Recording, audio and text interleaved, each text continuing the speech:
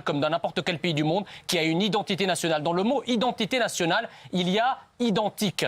C'est-à-dire que quand vous portez la nationalité française, je ne parle pas des immigrés qui sont des résidents, ça c'est une autre question, mais quand vous portez la nationalité française, il faut faire ce que vous pouvez pour ressembler au peuple et à la nation dont vous portez la nationalité. Mais c'est totalement... Mais ça c'est votre histoire. Attendez, mais je finis juste, j'en ai pour une seconde. Et après on va... Vous pouvez effectivement choisir de rester Mohamed, Abdullah, etc. Il n'y a pas de souci. Mais ne venez pas ensuite vous plaindre de discrimination.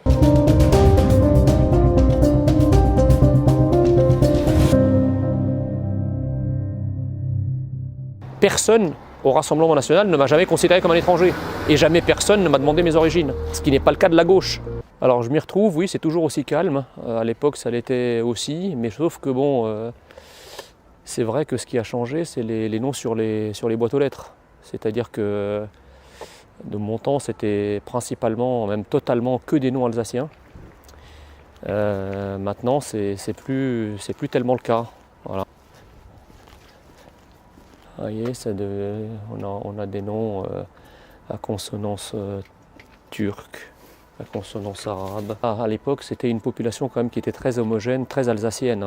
Il n'y avait que des Alsaciens, je dirais, de souche. En France, plus que tout autre domaine, le football reflète le changement de peuple en version accélérée.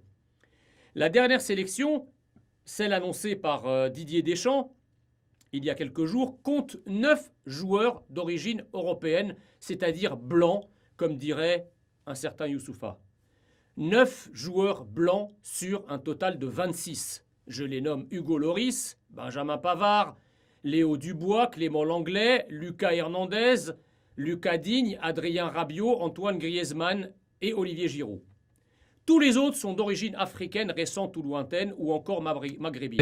Vous avez parlé des djihadistes français, donc je réagissais par rapport à cette terminologie-là. Ils ne sont français. Ils ne sont plus français. De production française. Ils ne sont plus français. C'est là où on a effectivement une différence de conception de la nationalité française. Pour vous, c'est simplement un papier.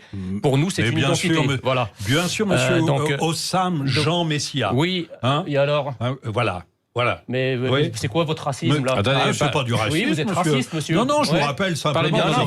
Heureusement qu'il y a eu des gens comme moi pour vous permettre de rentrer dans notre pays. Je suis français, monsieur, et je m'appelle Jean Messia. 70. Et si vous dites autre chose, Monsieur Hossam Jean Messia, oui, vous avez raison. Vous avez raison, monsieur le raciste. Oui.